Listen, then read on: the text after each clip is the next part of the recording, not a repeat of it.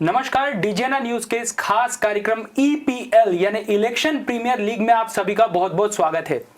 दरअसल एक तरफ तो देश भर में आईपीएल की चर्चा है, लेकिन बात मध्य प्रदेश की करें तो यहां पर सियासी पारा चढ़ा हुआ है, क्योंकि मध्य प्रदेश में 28 सीटों पर उपचुनाव होने हैं। 3 नवंबर को जहां मतदान होगा तो वहीं 10 तारीख को मतगणना होगी। लेकिन इस पूरे क्रिकेट के टूर्नामेंट के बीच में जिस तरह से इलेक्शन की खुमारी हम सबके बीच में सामने है, तो जाहिर सी बात है कि अब सबकी नजरें इस चुनाव पर टिकी हुई है, क्योंकि मध्य प्रदेश के इतिहास में इतनी सीटों पर पहली बार उपचुनाव होने जा रहा है। और यहां पर इस खास शो में हमसे बातचीत के लिए बीजेपी और कांग्रेस दोनों के कमेंटेटर यानी प्रवक्ता मौजूद हैं। भारतीय जनता पार्टी की तरफ से प्रवक्ता जेपी मूलचंदानी जी हमारे साथ मौजूद हैं, तो जबकि कांग्रेस की तरफ से कमेंट्री करेंगे संतोष सिंह गौतम, जो कि प्रदेश प्रवक्ता हैं और उसके साथ साथ सांवेर की सीट पर मीडिया समन्वयक की भी भूमिका में है। मूलचंदानी जी, मेरा पहला सवाल आपसे यह है कि कांग्रेस लगातार आरोप लगा रही है कि बीजेपी की फ्रेंचाइजी ने कांग्रेस के बागियों की बोली लगाकर उन्हें खरीद लिया है, जिससे इस टूर्नामेंट की जरूरत महसूस हुई है। इस बाउंसर का सामना कैसे करना चाहेंगे आप? नहीं, देखिए, सबसे पहले तो मैं किसी भी पार्टी, किसी भी दल के लिए एक आचार संहिता मानवीयता की भी होना चाहिए, जिसमें अपशब्दों का, अमर्यादित शब्दों का प्रयोग नहीं होना चाहिए। वो चाहे कांग्रेस हो, चाहे बीजेपी हो या चाहे अन्य दल हो, एक भाषा की एक मर्यादा तो होना ही चाहिए। क्योंकि हम नेतृत्व कर रहे हैं जनता का, हम नेतृत्व कर रहे हैं युवा पीढ़ी का, हम नेतृत्व कर रहे हैं उन सभी लोगों के सामने एक आदर्श प्रस्तुत करते हैं। यदि हम अपनी भाषा और अपनी शैली को ही बदल देंगे तो उनके सामने क्या संदेश जाएगा। तो मैं इसकी पहले तो बहुत बड़ी गहरी निंदा करता हूं कि कांग्रेस की तरफ से बार बार ये बोलना, बोली लगाने वाली बात बोलना, ये मैं समझता हूं कि मानवीय मूल्यों के आधार पर गलत है। बात नंबर 1। बात नंबर 2, मैं कांग्रेसी मित्रों से पूछना चाहता हूं कि जो लोग उनके साथ थे कल तक, वो बहुत ईमानदार थे। उन्होंने अगर देश सेवा के लिए राष्ट्रभक्ति से ओतप्रोत होकर अगर भारतीय जनता पार्टी की विचारधारा के साथ भारतीय जनता पार्टी में शामिल हो गए तो उनके लिए वो गलत हो गए। उन शब्दों का प्रयोग मैं आपके जैसे प्रतिष्ठित चैनल पे उन शब्दों का, वाक्यों का प्रयोग नहीं करना चाहूंगा, क्योंकि कांग्रेस ऑलरेडी उन शब्दों का प्रयोग बार बार कर रही है। तो मैं कांग्रेसी मित्रों को यह बोलना चाहता हूं कि आप अपने विकास की बात कीजिए कि आप क्या जनता को दिखा कर आए थे और आपकी 15 महीने की सरकार ने क्या दिया, और किसी ने कुछ गलत नहीं किया है। जब कोई क्षेत्र का प्रतिनिधित्व करके विधायक बनता है, जब वो जनता के सामने वापस जाता है, तो जनता उससे पूछती है कि आपने जो हमको वचन दिए थे, हमसे जो आपने वादे किए थे, वो पूरे क्यों नहीं हो रहे हैं। और जब वो उनकी मांगों को लेकर, उनकी बातों को, जनता की बातों को लेकर अपने शीर्ष नेतृत्व के पास जाता है और शीर्ष नेतृत्व उन विधायकों को बोलता है चलिए चलिए चलिए, तो वो अपने आप को अपमानित महसूस करते हैं। आज स्वाभिमान की राजनीति हो गई है। स्वाभिमान सबका होता है, चाहे जनता हो, चाहे नेता हो, चाहे विधायक हो। जब उस जनता के काम नहीं हो रहे थे तो एक बार नहीं 10 बार कांग्रेस के शीर्ष नेतृत्व को उन विधायकों ने चेतावनी दी, बार बार समझाया, बार बार मिलने का प्रयास किया।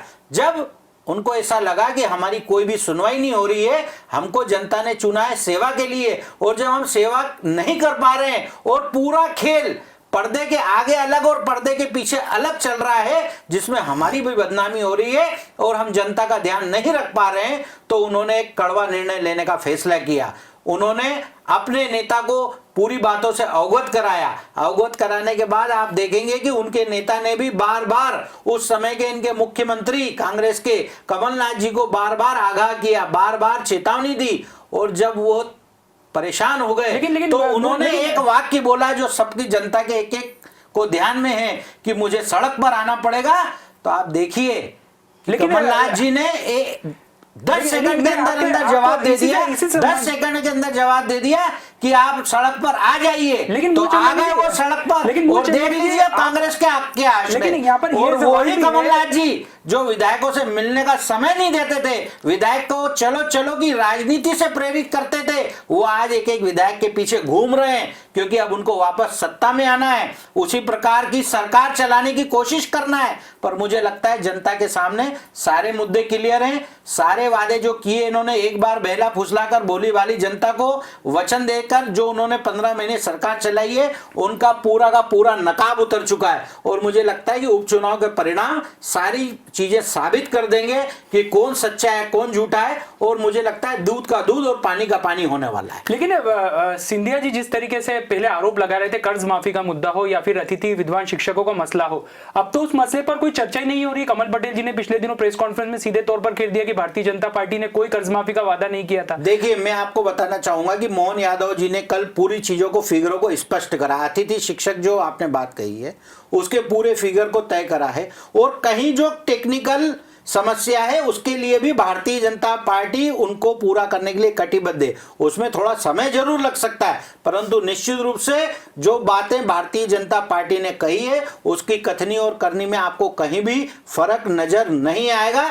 ये मैं आपके चैनल के माध्यम से आम जनता तक पहुंचाना चाहता हूं। संतोष गौतम जी, आपसे मेरा सवाल यह है कि कांग्रेस लगातार एक दावा कर रही है कि जो सिंधिया जी के तमाम बागी कांग्रेस से बीजेपी में शामिल हुए हैं उनकी बोली लगी है, लेकिन आप अब हम देख रहे हैं कि जो चुनावी समर में कई ऐसे भारतीय जनता पार्टी के बड़े लीडर से जो कांग्रेस में शामिल हो रहे हैं, तो क्यों ना ये सवाल उठाया जाए कि कांग्रेस भी यहाँ पर खरीद फरोख्त में जुट गई है? देखिए अभिषेक जी, सवाल ये नहीं है, मुद्दा यहां से शुरू होता है कि बाबा साहब अंबेडकर ने जब संविधान का निर्माण किया तो उसमें उपचुनाव का जो प्रावधान था वो इसलिए था कि यदि कहीं किसी विधायक की मृत्यु हो जाती है, सांसद की मृत्यु हो जाती है, तो वहां पर उसकी खाना पूर्ति के लिए वो उपचुनाव होते थे। लेकिन भारतीय जनता पार्टी ने उपचुनाव की परिभाषाएं बदल दी। खासकर जब से इस भारतीय जनता पार्टी का नेतृत्व अमित शाह और नरेंद्र मोदी जी के हाथ में आया है, तब से उन्होंने गोवा हो, मणिपुर हो, कर्नाटक हो, महाराष्ट्र हो, जहां जहां वो अपना प्रयोग कर सकते थे, कहीं सफल हुए कहीं असफल हुए, लेकिन उन्होंने पूरे भारत को लोकतंत्र की मंडी बना दिया है, नीलाम करवाने की एजेंसी बना दिया है, प्लेटफॉर्म दे दिया है। कांग्रेस ने इसी सरकार नहीं सर। अभिषेक जी मेरी बात सुन लीजिए, क्योंकि जेपी मूलचंदानी जी ने, मैं समझता हूं कि आधा समय ले लिया है पूरी डिबेट का, तो थोड़ी सी मेरी भी बात हो जाने दीजिए। मैं ये कहना चाहता हूं कि तो जो महाराष्ट्र में उनको मुंह की खानी पड़ी अलग विषय है, लेकिन गोवा, मणिपुर और कर्नाटक जैसे क्षेत्रों में वो सफल हो गए क्योंकि उनके पास अकूत भंडार है पैसे का, और आज की तारीख में वो उद्योगपतियों के सीईओ के तौर पर काम कर रहे हैं, जो कि किसान, लाखों किसान इस देश का सड़कों पर है। लेकिन ये बात अलग है कि बड़े बड़े चैनल मीडिया की सुर्खियां नहीं बना रहे, क्योंकि कई चैनल दुर्भाग्य से उस अंबानी की मालिकी हक के हैं जो कि दिखाना नहीं चाहते। मैं नाम नहीं लेना चाहता हूं, लेकिन उसके बावजूद भी, और मेरे तथ्य कोई मैं गलत साबित हूं तो मैं राजनीति छोड़ दूंगा। दूसरा मैं संतोष जी को एक बात जरूर मैं रखूंगा कि मीडिया नहीं, मैं यहाँ पर गलत चीज बोलने से निश्चित रूप से रोकूंगा। मैं सिर्फ बिल्कुल आप पूरी बात रखिए, परंतु आज लोकतंत्र का चौथा स्तंभ में मीडिया है, और मीडिया के साथ देखिए संतोष जी, आप वही भाषा बोल रहे हैं। आपके नेता पूर्व मंत्री जीतू पटवारी ने मीडिया को बिकाऊ कहा है, जनता को सोता हुआ देखा, और वही भाषा वही बोली। ये आप बोल रहे हैं, आपको लाइव चैनल पर जनता देख रही है, आप मीडिया को बिकाऊ कह रहे हैं। मुझे लगता है कि आपको तुरंत इस विषय पर माफी मांगनी चाहिए, चाहे कोई भी कारोबारी। आप उद्योगपति की बात कर रहे हैं, कमलनाथ जी से बड़ा उद्योगपति कौन हो सकता है? आप कैसी बात करें? मीडिया चौथा स्तंभ है, उसको बिकाऊ कहना, इस बात का मैं आपका भी विरोध करता हूँ और आपके पूर्व मंत्री का भी विरोध करता हूँ।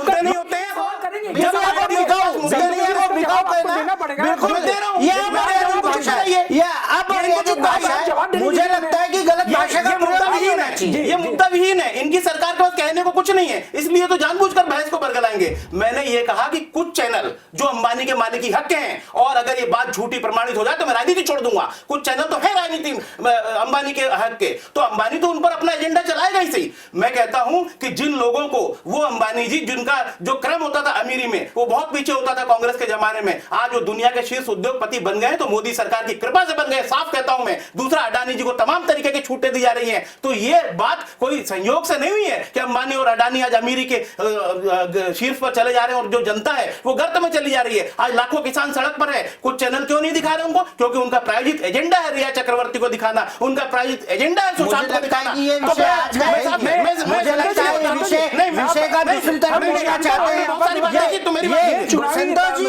मोड़ने की कोशिश कोशिश कर रहे हैं, ये आज का मुद्दा ही नहीं है। आप दोनों आप बीच में क्यों बोल रहे हैं? एंकर अभिषेक जी, आप दोनों एंकर नहीं अतिथियों से मेरा निवेदन अभिषेक जी, आप एंकर हैं, कृपया आप मध्य करके। प्रदेश की चुनाव की सियासत हाँ, कर रहे मैं हैं, मध्य तो प्रदेश की ज्यादा सियासत में बेहतर आ रहा हूं, तो मैं ये कह रहा हूं कि अभी जेपी मूलचंदानी जी ने बड़े आदर्श की बातें कही कि गद्दार शब्द का उपयोग नहीं करना चाहिए। उनका कहने का मतलब ये था कि गद्दार शब्द का उपयोग नहीं, क्यों नहीं कहना चाहिए भैया? ये 5 वर्षों के लिए कमलनाथ जी की सरकार चुनी गई थी, जिसमें 27 लाख किसानों का कर्जा माफ हुआ, जिसमें कन्या विवाह की राशि 28,000 से बढ़ाकर 51,000 की गई, जिसमें बिजली के बिलों को 100 और 200 रुपए किए गए, तमाम रोजगार के साधन उपलब्ध कराने के लिए 27,000 करोड़ के निवेश के एमओयू साइन हुए। मैं ये कहना चाहता हूं कि कमलनाथ जी 1.5 वर्षों में जो कुछ कर सकते थे उससे 200% का उन्होंने अधिक रिटर्न दिया है इस प्रदेश को, लेकिन यही भारतीय जनता पार्टी को हजम नहीं हो रही थी, जो कि पिछले 15 वर्षों में 21,000 झूठी घोषणाएं करके 21,000 किसानों की आत्महत्या की जवाबदार थी, 6 किसानों के नरसंहार की जवाबदार थी, 47,000 महिलाओं के बलात्कार की जवाबदार थी, और उसके बाद जो मध्य प्रदेश का श्योपुर जिला है वो भारत का इथियोपिया कुपोषण में कहलाने लगा था। अलीराजपुर आज भी देश का सबसे गरीब जिला बना हुआ है, जबकि 15 वर्षों तक इसमें शिवराज सिंह की सरकार थी। तो आज इनके पास मुंह दिखाने को, इनके पास जवाब देने को जब कोई बात नहीं रह गई। और दूसरी बात एक और मैं कहना चाहता हूं, इस सरकार के गिरने का एक और बड़ा कारण है, गद्दार तो कारण थे ही, दूसरा यह था कि जब डंपर घोटाले हुए इस प्रदेश में, व्यापम घोटाले हुए, ई टेंडरिंग घोटाले हुए, सिंहस्थ घोटाले हुए, पौधारोपण घोटाले हुए, तो इन घोटालों की जो मलाई जो मिल रही थी भारतीय जनता पार्टी के नेताओं को, जिनके कारण लोगों के घर में यह तक सुना जाता था कि नोट गिनने की मशीन लगी हुई है, उन मशीनों को जाम लग रहा था, तो उन मशीनों की फिर से ओवरऑयलिंग करने के लिए इस सरकार को षड्यंत्र पूर्वक गिराया गया है। और साफ तौर पर मुख्यमंत्री शिवराज सिंह चौहान सांवेर की सभा में कहते हुए सुने गए थे कि हमने आला कमान के इशारे पर सरकार गिराई है। अगर मैं झूठा हूं तो आप वो वीडियो फिर से दिखा सकते हैं जिसमें सांवेर की सभा में उन्होंने कहा था कि हमने आला कमान के कहने पे, तो इनका आला कमान भी ऐसा है जो लोकतंत्र की हत्याएं करने के लिए पूरे देश में अपना एजेंडा चला रहा है। तो क्यों ना कहें गद्दार? निश्चित रूप से वो गद्दार हैं जिन्होंने यहां लोकतंत्र और जनादेश की पीठ में छुरा घोंपा है। अब मेरा आप दोनों से पहले तो आग्रह है कि क्यों ना हम सारगर्भित और विषयों पर चर्चा करें, और एक सबसे महत्वपूर्ण विषय यह रहा है कि हम लोग ऐसे समय में, इस चुनावी समर में जनता को आगे ला रहे हैं जबकि कोरोना संक्रमण काल का दौर है। हम पिछले 1-1.5 महीने से लगातार देख रहे हैं कि जिस तरीके से दोनों ही राजनीतिक दल हों, भीड़ इकट्ठी कर रहे हैं, सोशल डिस्टेंसिंग की धज्जियां उड़ रही है। जिस समय एक जरूरत थी दोनों ही जवाबदार पार्टियों को कि एक आदर्श स्थापित किया जा सकता था, खासतौर पर मूलचंदानी जी, मैं आपसे, चूंकि आप सत्ता में हैं, और मैं याद करूंगा ब्रह्मलीन लक्ष्मण सिंह गोड़ जी को, जिन्होंने एक झंडे के बैनर तले उस समय चुनाव लड़ा था जब ना तो कोरोना का डर था और ना इस तरह के आरोप प्रत्यारोप के दौर होते थे। क्या पार्टी जो पुराने महापुरुष हैं, जो बड़े नेता हैं, जो दिवंगत हो चुके हैं, अब केवल उन्हें पुण्यतिथि और जयंती पर ही याद करती है? क्यों उनके आदर्शों पर चलने का प्रयास आज पार्टी नहीं करती है? क्या आप यहां पर एक शुरुआत नहीं करेंगे कि क्यों ना हम एक ऐसा चुनाव यहां पर लड़े जहां पर जनता को झोंका नहीं जाए, उनकी सेहत के साथ खिलवाड़ नहीं की जाए? मेरा दोनों से सवाल है, लेकिन शुरुआत में मूलचंदानी, चूंकि आप अभी बैटिंग पर हैं, यानी आप सत्ता में हैं, इसलिए आपसे मेरा सवाल है। नहीं, देखिए, जो पहले तो मैं बोलना चाहूँगा कि जो संतोष जी ने इतना लंबा चौड़ा प्रवचन दिया, ये इनकी बौखलाहट थी, सत्ता जाने की बौखलाहट। मेरे सवाल का जवाब अगर बिल्कुल निश्चित रूप से आपके सवाल पर भी आऊँगा, और निश्चित रूप से अभिषेक जी, मैं व्यक्तिगत रूप से इसका पक्षधर हूँ कि कोरोना संक्रमण काल में सबकी सुरक्षा हमारे हाथ में भी है और सरकार का भी दायित्व है, और साथ ही साथ विपक्ष में बैठे लोगों का भी दायित्व है। ये एक आम आदमी का भी दायित्व है कि हम मास्क का उपयोग करें, सोशल डिस्टेंसिंग का पालन करें, 2 गज की दूरी रखें, और जितने भी सरकारी नियम हैं, क्योंकि कोरोना हमारे बीच में है, हमारे बीच में से गया नहीं है।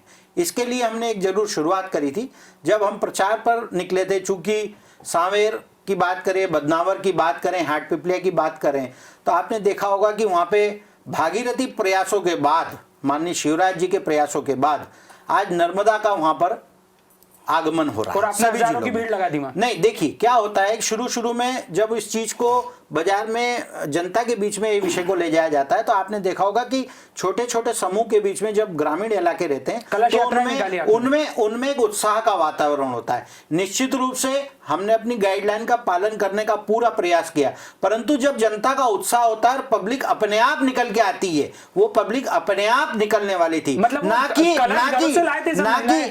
कमलनाथ जी जैसे बुलावे की थी, न तो वहां से बसों पे ढोके लाई गई थी, न खरीदी गई थी, ना झूठे वादों पे आई 600 थी। बसों के अधिग्रहण का नहीं, लेटर अभी दे यहाँ से सकता हूं आई मैं। मैं फिर यहाँ से बोल रहा 600 हूँ बसों के अधिग्रहण का लेटर अभी दे सकता हूं सरकारी जो विभाग के यात्रा द्वारा। कलश क्या यात्रा धज्जियां उड़ाई गई निकली, है? वो धार्मिक परंपराओं और धार्मिक संस्कारों शासन के तंत्र आधार की पर क्या धज्जियां उड़ाई गई है? उसका सबूत है। वर्षों से वो चंदन जी चली आ रही है। धार्मिक मसले पर पर आएंगे, लेकिन आप जवाब नहीं दे रहे अभी। नहीं, व्यक्तिगत रूप से मैं निश्चित रूप से आपका बात का समर्थन करता हूं कि हमको इसका सख्ती से पालन करना चाहिए, और भारतीय जनता पार्टी भी पूरा प्रयास करती है कि पूरे नियमों का पालन हो, परंतु अति उत्साह में ग्रामीण परिवेश में जब भीड़ भाड़ निकल आती है तो उसको एकदम कंट्रोल करना भी थोड़ा सा दुखद होता है, थोड़ा सा मुश्किल होता है। परंतु फिर भी मैं आपकी बात से सहमत हूं कि आगे भी मैं आपको ये बिल्कुल विश्वास दिलाता हूं कि भारतीय जनता पार्टी इस टाइप का पूरा एक मैनेजमेंट फॉलो करेगी, जिसके अंतर्गत कोरोना संक्रमण काल में, चूंकि अब चुनाव की घोषणा हो चुकी है, तो हम सब बचते रहें और हम इसका पूरा पालन करें। ये निश्चित रूप से मैं इसका व्यक्तिगत रूप से संतोष जी, पक्षधर हूं। क्या सिर्फ डिबेट में ही सब उच्च आदर्शों की स्थापना की जाती है? कांग्रेस भी लगातार भीड़ लगा रही है, अलग अलग कार्यक्रम यहाँ पर आयोजित किए जा रहे हैं, मास्क, सोशल डिस्टेंसिंग कहीं नहीं दिखती, तो आखिर ये चुनाव है या लोगों को कोरोना से ग्रसित करने का मसला है? देखिए क्या है? अभिषेक जी, निश्चित रूप से यह राजनीति का विषय नहीं होना चाहिए, क्योंकि कोरोना संक्रमण इतना अधिक फैल गया है कि दोनों ही प्रमुख राजनीतिक दलों को इस बात का ध्यान रखना चाहिए कि कोरोना संक्रमण न फैले, और इसके लिए कांग्रेस भी अपनी ओर से प्रयास करती है। और जब प्रेमचंद गुड्डू जी की सभा थी तो वहां भी मास्क और सैनिटाइजर के उपयोग का बहुत प्रबंध किया गया था, लेकिन मैं अभी सांवेर में था, चूंकि मैं वहां का मीडिया समन्वयक हूं, मैंने देखा कि वहां पर सोशल डिस्टेंसिंग से लेकर किसी बात की व्यवस्था नहीं थी, न सैनिटाइजर उपलब्ध था, न किसी प्रकार की वहां सख्ती की जा रही थी मास्क को लेकर। तो मैं ये समझता हूं कि सत्ताधारी दल को भी इस बारे में अधिक सचेत होना पड़ेगा, क्योंकि पहली जो वो है जरूरत, जो पहले उनको दर्शाने की जरूरत है, सत्ताधारी दल को है। कांग्रेस अपनी तरफ से लगातार प्रयास कर रही है कि कोरोना संक्रमण न फैले, लेकिन मैंने जिस तरीके से भी शिवराज जी और ज्योतिरादित्य सिंधिया जी की सभा में देखा, मैं निश्चित रूप से कह सकता हूं कि सांवेर में कोरोना बम फूटने की पूरी गुंजाइश है, और यदि सांवेर में कोरोना के अधिक मामले दर्ज होते हैं, आपको भी लेना होगी फिर। निश्चित हम तो लेंगे, लेकिन हमने जब आयोजन किया तो मैं तो बता रहा हूं ना कि हमने लगातार एक तो ऐसी लेकिन संतोष जी, अभी पिछले दिनों जब निर्वाचन की बैठक इंदौर में हुई तो कांग्रेस और बीजेपी एक जाजम पर दिखाई दिए। जब 100 लोगों की अनुमति फिलहाल जो केंद्रीय चुनाव आयोग है उसकी तरफ से जनसभा के लिए दी गई, तो यहाँ दोनों राजनीतिक दल एक समान नजर आए, एक जाजम पर दिखाई दी और बोले कि ये 100 से ज्यादा संख्या बढ़ाकर 500 करनी चाहिए थी, जबकि आदर्श जब स्थापित होता जब आप 100 की बजाय उस संख्या को 500 पर सहमति प्रदान करते।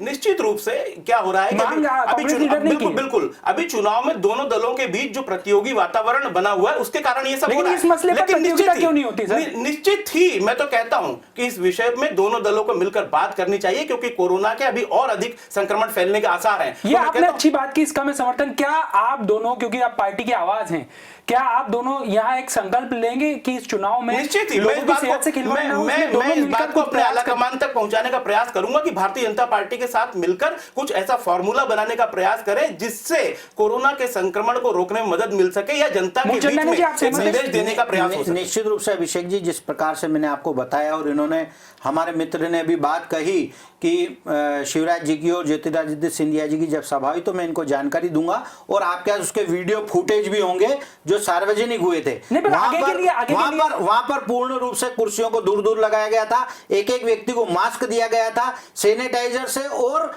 टेम्परेचर की मशीन भी अलग से लगाई गई थी। परंतु इसके उलट, ये आरोप नहीं लगा रहा हूं, आप इसको आरोप के रूप में नहीं देखिए, इसको आप सुझाव के रूप में देखिए। संतोष जी से भी मेरा आग्रह है, जिस प्रकार से इनकी प्रेमचंद गुड्डू जी की, कमलनाथ जी की वहां पे सभा हुई थी, और जिस प्रकार से वहां पे भीड़ भरी इलाके में पूरे मंच पे और पूरे नीचे जो वातावरण निर्मित हुआ था, निश्चित रूप से वो एक कोरोना का बड़ा विस्फोट हो सकता था। सवाल ही नहीं होता, मैं खुद मौजूद था।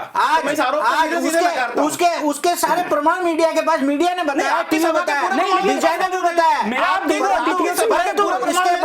अभिषेक जी के पास मौजूद होंगे, इसके बाद भी मैं इस सुझाव से बिल्कुल 100% सहमत हूं कि हम अपनी पार्टी संगठन में बैठकर इस पर एक नीति का निर्णय लेंगे और उस नीति को पूरा फॉलो करने का प्रयास करेंगे। और अति उत्साह में भी जो लोग आ जाते हैं, मैंने आपको जिस प्रकार से बोला कि वर्षों बाद नर्मदा का प्रवेश हो रहा है, एक भागीरथी प्रयास के बाद घर घर में नल में नर्मदा जी आ रही है। आपने देखा होगा कि इंदौर में जिस प्रकार का संघर्ष, कितने संघर्ष के बाद नर्मदा जी आई थी, आज वो नर्मदा जी जब ग्रामीण क्षेत्रों में पहुंच रही है तो निश्चित रूप से उनमें उत्साह का माहौल है, एक धार्मिक उसकी वैचारिकता बन चुकी है, उसके कारण ये पूरा माहौल बन रहा है। पर फिर भी अपन ये कोशिश करेंगे कि कोरोना के संक्रमण काल में हम उसकी गाइडलाइन का पालन करें। बताइए संतोष जी को। जेपी भाई ने भी बोला कि नर्मदा जी बहुत वर्षों बाद सांवेर पहुंच रहे हैं, इसलिए लोगों में उत्साह था। मैं इनको कह दूं कि अपनी ही बात का विरोधाभास तुलसी सिलावट जी प्रस्तुत कर चुके हैं। इसी साल 2020 में 10 जनवरी को तत्कालीन जो मंत्री थे हनी बघेल जी, नर्मदा विकास प्राधिकरण के नर्मदा घाटी जो मंत्री थे हनी बघेल जी, उनको लाके सांवेर के पाल कांकरिया में उसका शिलान्यास कर चुके हैं। तो ये दोबारा, क्योंकि चुनाव सिर पर आ गए हैं, तो ये दोबारा केवल क्रेडिट लेने के लिए अगर ऐसा आयोजन किया गया है तो मैं इसकी पूरी तरह से भर्त्सना करता हूं। अब देखिए कांग्रेस का काम है हमारी हर चीज का विरोध करना। एक और हनी बघेल के फोटो दिखा दो पाल कांकरिया गांव के। एक दोनों से आप फिर मेरा बड़ा सवाल है कि जैसे ही चुनाव की तारीखों का ऐलान हुआ है, एक बार फिर विकास से मुद्दा भटक कर हम देख रहे हैं कि राष्ट्रद्रोह और हिंदुत्व की तरफ जा रहा है। चुनाव की घोषणा हुई तो कांग्रेस की तरफ से मंगलवार के नाम पर हनुमान जी की आराधना शुरू हो गई, तो दूसरी तरफ भारतीय जनता पार्टी की तरफ से कहीं विपक्षियों को राष्ट्रद्रोही बताया जा रहा है, तो कहीं सुर्खी में भाजपा प्रत्याशी वोट के नाम पर राम मंदिर की ईंट की बात कर रहे हैं। तो आखिर क्या ये महीना भर जो अब इलेक्शन को लेकर बचा हुआ है, एक बार फिर मध्य प्रदेश विकास से अछूता दिखाई देगा मुद्दों में, और फिर एक बार जो राष्ट्रद्रोह और उसके साथ साथ हिंदुत्व के मुद्दे हैं वो हावी रहेंगे? संतोष जी, क्या हनुमान भक्ति की आड़ में विकास के मुद्दों को छुपाने का यहाँ प्रयास कर रही है कांग्रेस? देखिए, हनुमान भक्ति तो हमारी व्यक्तिगत आस्थाओं का विषय है। लेकिन इसे आप लगातार सार्वजनिक भी कर रहे हैं। नहीं तो निश्चित ही ये केवल भारतीय जनता पार्टी का अधिकार है, सार्वजनिक रूप से ये सवाल करूंगा। अगर कमलनाथ जी मंदिर जाते हैं तो केवल क्या कमलनाथ जी को हक नहीं है? चुनाव के समय उनका मंदिर याद आते हैं। माफ कीजिए, ये मंदिर बहुत पहले का बना हुआ है कमलनाथ जी का छिंदवाड़ा में, इस तथ्य को मत नकारिए। और दूसरा मैं कहना चाहता हूं जिन्होंने आपको काल्पनिक बताया था, वो कौन सी पार्टी थी? जिसने हल्फनामा पेश किया था कोर्ट में। मुझे बात कर रहे हैं संतोष जी, आप चुनाव के कहाँ है आपकी जवाबदारी? कहाँ है आपकी जवाबदारी? नहीं था आपको चुनाव के पहले जनेऊ भी नजर आते हैं, मंदिर भी नजर आता है, और आपने ही भगवान राम को काल्पनिक बताया था। आज कोर्ट का फैसला आया, ऐतिहासिक फैसला आया, इनके कांग्रेस के प्रवक्ताओं की क्या प्रतिक्रिया है आप देखिए उसमें। संतोष जी, झूठ को परसने का प्रयास मत कीजिए। मैं आपसे ये नहीं पूछ रहा हूँ कि आप आस्था प्रकट करें, मैं आपसे ये पूछ रहा हूँ कि आप क्या वापस से विकास के मुद्दे को पीछे करने के बाद हम विकास के मुद्दे क्यों पीछे करेंगे? वही आपसे हम ही तो हैं जिन्होंने किसानों की कर्ज माफी की। 15 वर्षों में अगर एक किसान की भी कर्ज माफी, सफेद झूठ,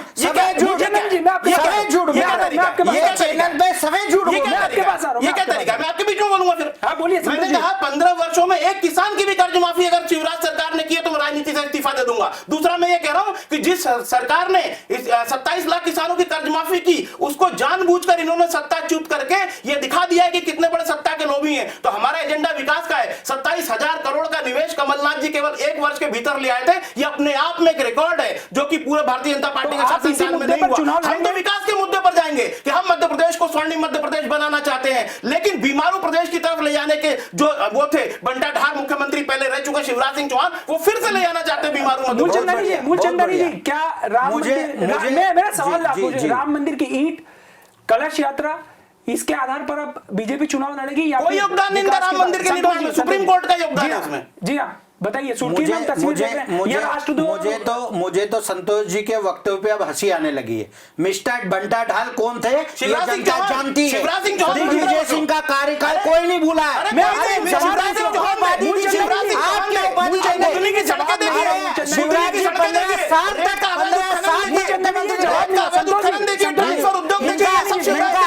इनका कंफ्यूजन में दूर कर दो। बार बार बोलते हमारी सरकार आई, उस सरकार में भी वोट प्रतिशत इनसे 1% हमारा ज्यादा था।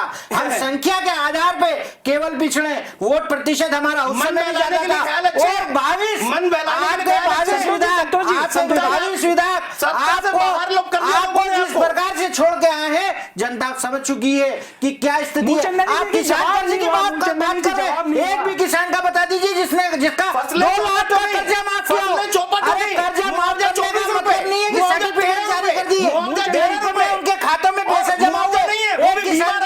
किसान परेशान है, युवा परेशान है, महिला परेशान है। आप बोलते हैं हमने 15 महीने में आपने केवल तबादला उद्योग का काम किया, केवल भू माफिया को बढ़ा दिया, केवल माफिया को बढ़ा दिया। अधिकारी आज एक जगह रहता था, कल पेटी दे के दूसरी जगह जाता था। कैसी बात कर रहे हैं मिस्टर जनता पार्टी की? स्वर्णिम इनके पास मुद्दे होते स्वर्णिम नहीं है, मध्य प्रदेश हमारा हमारा मुद्दे सपना होते नहीं है। हमारा सपना जिसको मेरा शिवराज आपसे सिंह चौहान निवेदन है, सार्थक करेंगे, इनको चुप कराइए, वो पूरा करेंगे। मैं तो बोल नहीं रहा हूँ, इनको चुप कराइए, इनको चुप कराइए। कुल मिलाकर जनता को चुप नहीं करा पाएंगे आप। जनता 28 विधानसभा आपको परिणाम सीटों देगी, पर आप चुनाव में। जनता के सामने जनता तो आपको उन्हें चुप कराई वो देगी। फिलहाल दिखाई नहीं दे रहे और दोनों ही राजनीतिक दलों की यदि हम बात करें तो मूल मुद्दों से ज्यादा एक दूसरे पर कहीं ना कहीं आरोप प्रत्यारोप का दौर यहां पर ज्यादा देखने को मिल रहा है। लेकिन मध्य प्रदेश के भविष्य के निर्माण में विकास कितना अहम मुद्दा है, इसका फैसला जनता करेगी। निश्चित तौर पर राजनीतिक दल इन 28 सीटों पर मतदाताओं के पास पहुंचेंगे और किसी ना किसी बहाने आपको भटकाने का भी प्रयास करेंगे। लेकिन अब जनता तय करेगी कि मध्य प्रदेश में आने वाला समय में जो चुनाव होने वाला है वो किस मुद्दे पर आधारित होगा। क्या वहां पर विकास प्रमुखता रहेगी या फिर वहां पर हिंदुत्व के साथ राष्ट्रद्रोही और राष्ट्र विद्रोही का मुद्दा हावी रहेगा। फिलहाल यहां से करीब 32 दिन बच रहे हैं चुनाव को और देखना खास होगा कि दोनों राजनीतिक दल किस किस प्रभाव के साथ मतदाताओं के बीच जाते हैं। फिलहाल हमारे इस खास शो में इतना ही। डीजेना न्यूज के साथ आप बने रहिए। नमस्कार। नमस्कार।